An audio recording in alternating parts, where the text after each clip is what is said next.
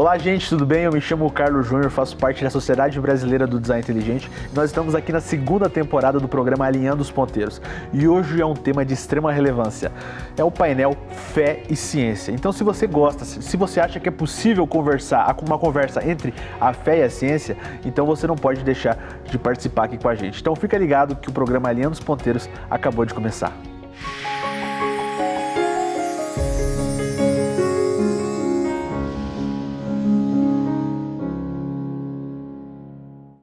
Fé e ciência, esse é um tema discutido há séculos e muitos teólogos têm debatido muito. Será que é possível a conversa entre fé e ciência, Ed?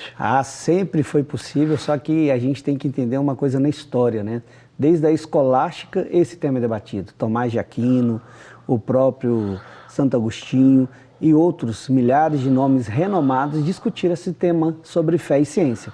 E aí tem um paradoxo, sabe, Carlos? As pessoas dizem que fé e ciência não andam juntos, são antagônicos. E isso é uma mentira. Isso não é verdade. Por isso que no 5º Congresso da Sociedade Brasileira do Design Inteligente se reuniu grandes teólogos renomados do Brasil, como a Ângela Valadão, o Bispo Rodovalho, Ageu Magalhães e Daniel Lopes, para estarem, eles que são de denominações totalmente diferentes, para estar discutindo a respeito se fé e ciência é possível conversar. Então é muito interessante ver como esses grandes teólogos estão conversando e discutindo essas possibilidades, né, Ed? Isso é verdade. E as contribuições, né, dentro deste painel é de grande relevância para as nossas reflexões. É um estigma que acontece hoje na igreja brasileira e esse estigma cai por terra, onde a ciência é um lado e a fé é outra. Hoje a gente começa a entender que a verdadeira fé, ela é submissa à ciência. E a ciência, ela anda lado a lado com a fé. Os dois andam lado. Como eu digo assim, mas nunca ouvi falar isso, a fé é submissa à ciência? Porque a fé verdadeira não vai contradizer com a ciência e nem a ciência vai contradizer com a fé. É isso mesmo, então é muito interessante observar isso e verificar como a ciência ela é fundamental assim junto com a fé. Ambas podem conversar, poder, digamos assim, juntas, fazer a diferença na vida das pessoas. E tem uma coisa também que as pessoas precisam dentro da etimologia entender o que é fé. Fé não é pensamento positivo, fé não é determinismo, fé é um estilo de vida. No hebraico, fé é emuná, é um estilo de vida. Então, o seu estilo de vida, ele anda de acordo com as escrituras e também anda de acordo com a ciência. Por isso, a importância de teólogos renomados estarem juntos discutindo isso, podendo fundamentar e fortalecer essa visão, né? A gente tem aquela noção da própria caverna de Platão, né, que é muito famosa, onde quando você adquire o conhecimento, quando você encontra o conhecimento, é capaz, então, de você conseguir sair daquela caverna e chegar à luz e conseguir entender as necessidades através daquilo. Então, fiquem agora com a Ângela Valadão, Rodovalho, Ageu Magalhães, Daniel Lopes e Rodrigo Musselin. Eu poderia falar um pouco sobre todos eles, obviamente, e introduzir um pouco sobre a influência que eles têm no Brasil, mas vou deixar para que eles façam, para que eu não possa cometer nenhum engano aqui. Vamos começar com o pastor Rodrigo Musselin. Musselin, fala de onde você veio, sua formação teológica, sua atuação hoje no Brasil, por favor. Olá, gente, meu nome é Rodrigo Musselin, prazer estar com vocês aqui. Eu sou de Guaratinguetá, interior de São Paulo, sou pastor numa igreja chamada Resgatar e tenho tido uma atuação aí, pelo menos estou tentando ter uma atuação bem forte na internet, através do meu canal no YouTube, falando sobre vários assuntos que acabam tem muito a ver com o que o Marcos tem falado aqui e por todo o Brasil, e é isso aí, é um prazer estar com vocês. Maravilha, uma salva de palmas novamente, pessoal. A Ângela já é bastante conhecida, mas pastora Ângela, fala um pouco da sua formação também, fala da sua atuação, o ministério que você tem, seria muito importante. Bem, é uma alegria estar aqui. Conheci o Design Inteligente no 3º Congresso. Eu sou formada em odontologia pela UFMG e na teologia a gente fez o mestrado em Teologia e Ação Pastoral na América Latina. E Deus nos deu, meu esposo médico, já está com o Senhor há 2 anos, Deus nos deu um ministério muito lindo de abrir nas igrejas torres de oração sem cessar. Há 21 anos nós estamos aí trazendo a unidade no corpo de Cristo, igrejas de todas as denominações, presbiteriana, metodista, batista, Assembleia de Deus, quadrangular, etc, etc, no Brasil e no mundo. Hoje já estamos em 75 nações, com as torres de oração sem cessar, com a torre de adoração sem cessar. Cumprimento profético de Isaías 62, 6 e 7, Amós 9, 11 e 12, e também com missões 24 horas. E temos as crianças intercessoras, que são os Gideões Mirins. Eles têm uma formação como os escoteiros, mas eles oram todos os dias, 15 minutos por dia, pelas crianças do mundo. Eles evangelizam, é um ministério muito lindo e que também está entrando nas escolas. Temos a REBEC, que é a Rede Brasileira de Educadores Cristãos, uma rede de professores, de quem lida na área da educação, para orar pela educação no Brasil e no mundo. Estamos levando PDI pelas nações. Marcos já foi conosco a Portugal, a Itália, e já está prometido para um bocado de países aí. Muito bem, uma salva de palmas novamente, pessoal. Reverendo Ageu Magalhães, conta um pouco da sua vida na teologia para todos nós. Alegria estar com os irmãos, honrado de estar aqui com os colegas. Sou pastor da Igreja Presbiteriana do Brasil, pastorei a Igreja Presbiteriana de Vila Guarani, aqui em São Paulo. Sou professor do Seminário Teológico Presbiteriano Reverendo José Manuel da Conceição, aqui em São Paulo também, há muitos anos. E sou formado em Teologia pelo Seminário, mestrado em Teologia pelo Andrew Jumper, mestrado em Educação Cristã pelo Andrew Jumper e Gordon College. E temos labutado aí na teologia há um bom tempo. É uma alegria estar aqui com os irmãos. Muito bem.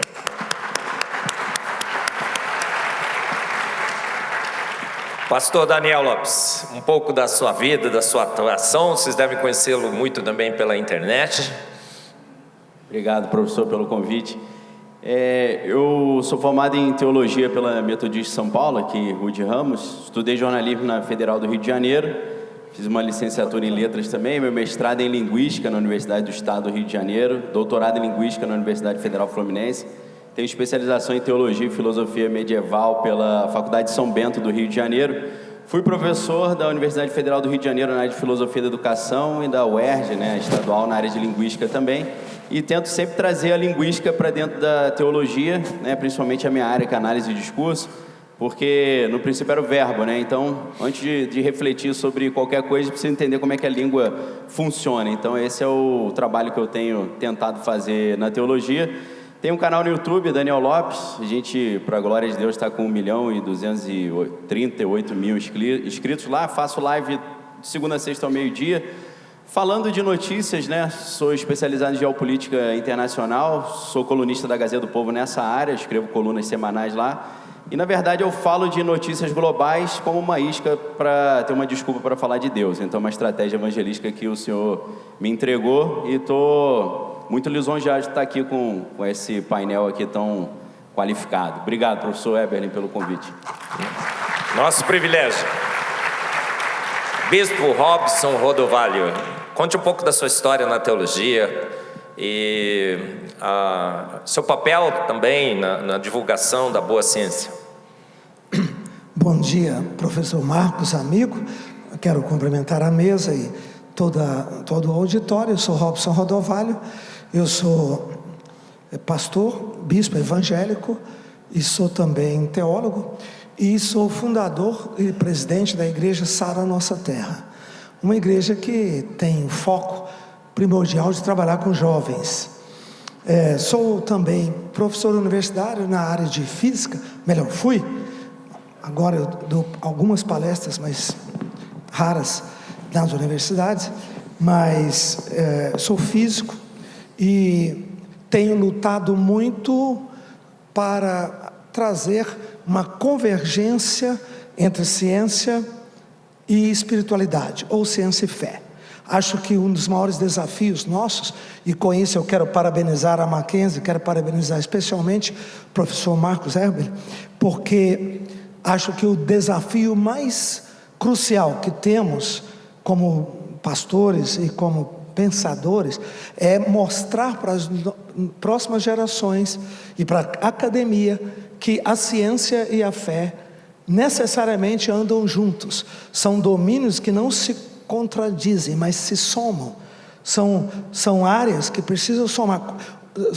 Desculpa, muito rapidamente, eu fui espírita a vida inteira, minha família, meus familiares, e eu nunca tive contato com a Bíblia. Quando eu me converti, quando eu comecei a ler a Bíblia, eu comecei no livro de Gênesis, e eu tive que parar. Meu discipulador na época falou: você está proibido de ler o Velho Testamento, você vai ler apenas Novo Testamento, Salmos e Provérbios. Eu fiquei 4 anos, porque eu comecei a notar no livro de Gênesis algumas coisas que fundiam minha cabeça.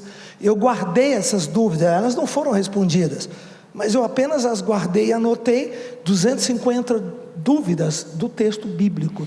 Depois de 50 e tantos anos, eu encontrei um professor do MIT, aposentado, Gerald Schroeder. Ele é um físico que inclusive foi estagiário do Einstein e tal, já está quase 90 anos hoje, e a gente começou, depois do meu doutorado em quântica e espiritualidade, nós começamos a fazer um trabalho de tentar entender esses textos. Por exemplo, um deles é, para uma mente leiga, é tarde de manhã o primeiro dia, tarde de manhã o segundo dia, tarde de manhã o terceiro dia, mas o sol só aparece no 4º dia. Sem sol, sem luz, não tem sentido falar em tarde de amanhã. O que significa isso?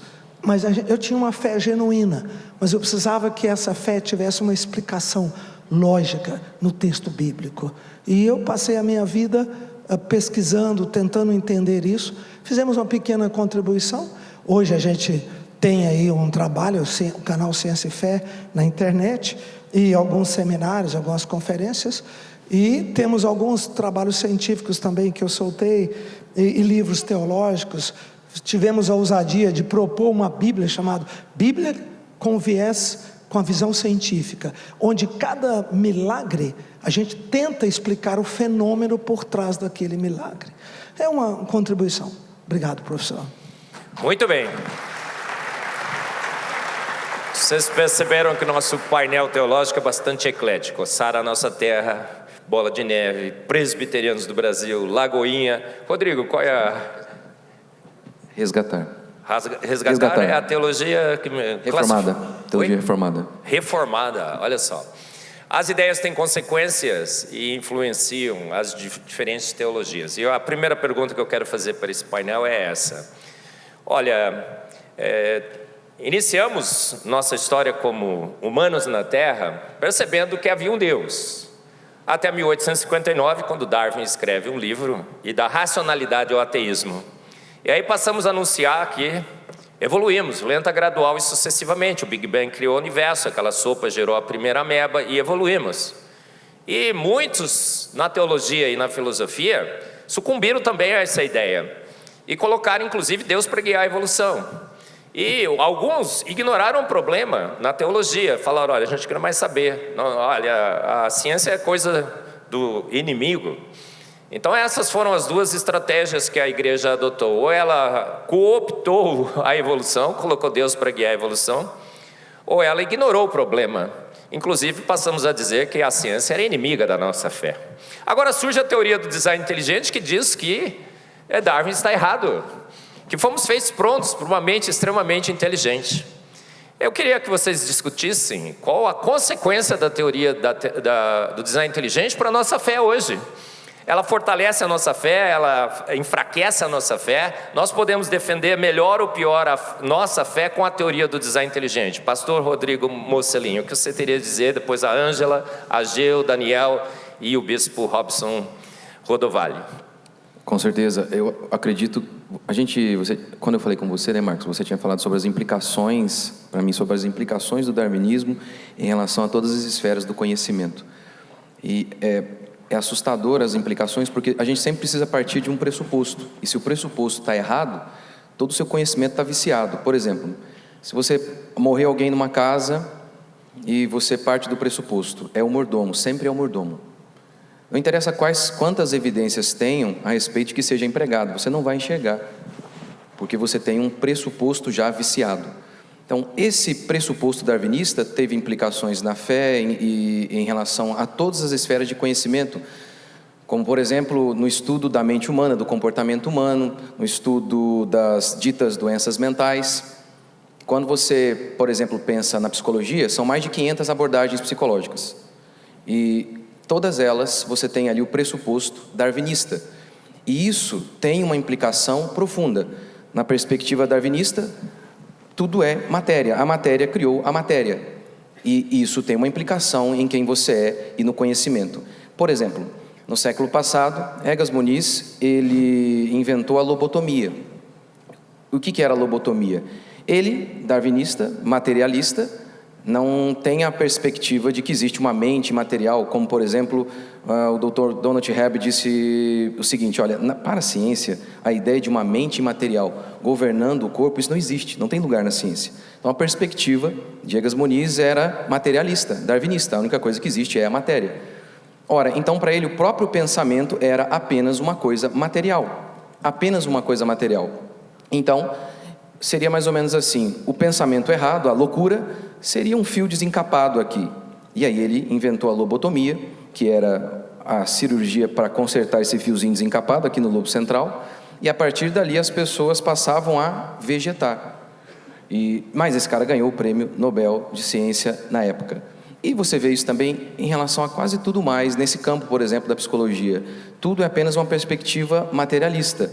Então, todos os problemas comportamentais, eles são apenas uma substância química. Tristeza, serotonina. No passado era noradrenalina. Infelicidade, enfim, tudo é apenas uma perspectiva materialista. E aí você coloca Deus e a espiritualidade de lado, e não por acaso você vê essa quantidade imensa de gente se matando. Você vê essa quantidade imensa de gente que é refém desse falso conhecimento, pessoas que nunca se curam, que ficam eternamente se drogando, porque, por exemplo, a Ritalina, como alguns doutores chamam, é a cocaína infantil. Mas aí você vê isso na igreja. Você vê por quê? Porque se a ciência diz, é tipo o Papa mesmo, Doros como catreste, não tem que dar prova nada não, falou, acabou, cala a boca. Se a ciência diz, então essa perspectiva entrou na igreja, e você vê essa perspectiva, e grande parte influenciada por Darwin, que veio para falar, tá vendo, agora a gente tem aqui, jogou a pau de... acabamos mesmo com o conhecimento teológico e filosófico, a ciência natural agora tem mesmo, a última pedra foi lançada, ela é a única fonte de conhecimento real. Tudo mais é história da carochinha. Então essa perspectiva inclusive está na igreja, a ponto de os pastores também, eles interpretam tudo a partir de a ciência diz. Obviamente, como Marcos falou, a verdadeira fé cristã não tem problema com a verdadeira ciência, mas a verdadeira fé cristã tem um problema com a falsa ciência. Mas não interessa, se falou a ciência diz, o pastor funciona basicamente assim hoje. Se um cientista diz a grama é rosa, o primeiro passo do pastor, e a Bíblia diz que a grama é verde, o pastor vai falar, não, peraí, deixa eu dar um jeito aqui, a grama verde aqui na Bíblia é figurado o sentido, é rosa no final, esse é o primeiro estágio. O segundo, aí ele se torna liberal mesmo, não, peraí, essa passagem aqui está errada mesmo, porque a ciência é a fonte de conhecimento absoluta e inerrante. Então essas são algumas implicações aí. Muito bem. Ângela. Bem, nós sabemos das consequências, né, do evoteísmo, do darwinismo em toda a sociedade. Nós sabemos que quando, na Reforma, Lutero, Calvino, lutaram para ter a palavra de Deus para o povo, só quem era alfabetizado naquela época era a nobreza e o clero. Então, a Bíblia foi traduzida para o inglês, na Inglaterra, para o alemão, para o francês. E como que o povo receberia a palavra de Deus? Então, bem, as escolas públicas surgem com a Reforma. Exatamente o pedido de Lutero ao povo precisa ler. E as primeiras escolas eram bem fortes. As crianças aprendiam, né, a gramática, a lógica, a retórica. Os meninos até os 10 anos sabiam ler bem, interpretar bem os textos, escrever muito bem. Estudavam os clássicos e como a proposta era conhecer a palavra de Deus, e a palavra de Deus naquela época estava escrita em latim, a Vulgata, em grego, em hebraico, nos originais, e tinha na língua do povo. Então as crianças aprendiam a ler bem e escrever bem nessas 4 línguas. A sua língua, o latim, o grego e o hebraico. Por exemplo, a nossa Bíblia em português foi traduzida por João Ferreira de Almeida. Ele tinha 14 anos quando ele traduziu o Novo Testamento. Era o nível de conhecimento naquela época. Nós estamos vendo aqui no TDI a importância do ensino que foi entregue para a igreja. Desde o começo o Senhor disse para Moisés, escreve num livro. E hoje com a inteligência artificial aí, mexendo com a imagem e o som, nós não podemos confiar mais nas imagens. Mas o livro, os originais são intocáveis. Então Deus já sabe todas as coisas, Ele diz, escreve num livro. E hoje nós estamos vendo no ensino, eles, como a professora, a doutora Inês disse, né, eles querendo tirar os livros das crianças. O ensino é fundamental. E por causa do ensino, desde o século XIX, quando vem o darwinismo e ele afeta todas as áreas, como o pastor disse aqui, todas as áreas, é a base da nossa fé no credo apostólico, né? Creio em Deus Pai, Todo-Poderoso, Criador dos céus e da terra. Esse é o primeiro degrau, é a plataforma da nossa fé. Se é retirado esse fundamento, desmorona o cristianismo, desmoronam os princípios, desmorona a palavra de Deus. Então, o inimigo vem exatamente nesse ponto, através de onde? Do ensino, através das escolas. E se Deus não existe, se isso é removido, então o homem não tem as respostas para as perguntas básicas da vida. Quem sou eu? Hoje as pessoas dizem, eu sou um gato, eu sou um cachorro, eu sou um bebê, eu sou homem num corpo de mulher, etc. Então, desmorona, ele não sabe quem ele é, de onde eu vim, para onde eu vou e o que eu faço aqui. Então, a teoria da evolução, ela mexe no ponto básico, dizendo Deus não existe. E se Deus não existe, nós estamos vendo a ideologia contemporânea, desconstrução de toda a nossa fé, desconstrução da verdade, relativização da verdade. Então, o que nós estamos tendo aqui num congresso desse, e que é importante que toda a igreja, eu sinto, Dr. Marcos, que o TDI é uma resposta de Deus para esta geração. É um mover do Espírito Santo, trazendo a realidade da Bíblia, mostrando a Bíblia como um livro científico, totalmente confiável, muito acima da sabedoria humana. E eu queria só deixar esse texto aqui, em 1 Coríntios capítulo 3, 18 a 23, quando Paulo fala da sabedoria humana e a sabedoria de Deus. Ele diz, ninguém se engane a si mesmo. Se alguém dentre vós se tem por sábio neste século, faça-se astuto para se tornar sábio. Porque a sabedoria deste mundo é loucura diante de Deus, porquanto está escrito, ele apanha os sábios na própria astúcia deles. E outra vez, o Senhor conhece os pensamentos dos sábios, que são pensamentos vãos. Portanto, ninguém se glorie nos homens, porque tudo é vosso, seja Paulo, seja Apolo, seja Cefa, seja o mundo, seja a vida, seja a morte, sejam as coisas presentes, sejam as futuras, tudo é vosso, e vós de Cristo, e Cristo de Deus. Então, a palavra de Deus nos diz que a sabedoria humana é vã, é tola, é loucura. Foi a nossa palestra anterior sobre os vulcões com o Dr. Kelson. A sabedoria do mundo é uma loucura, mas ela infla o ego, ela é a mentira, ela traz as riquezas, ela é trevas, não é? Então, nós temos esse desafio, porque todas as áreas foram afetadas por essa teoria, todas. Mas a ciência é de Deus, Ele fez todas as coisas, tudo é dele e Ele nos entregou tudo isso para que nós possamos ter essa responsabilidade de ensinar. Excelente, excelente essas propostas a qual foram dadas para a gente pensar e repensar a fé.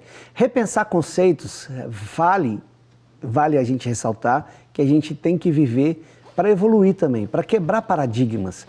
E esse painel ele faz a gente questionar esse dogma que infelizmente ganhou a mente de milhares e milhares de cristãos, que não é verdade. A fé e a ciência sempre andaram lado a lado, a fé e a ciência sempre andaram juntos, sim.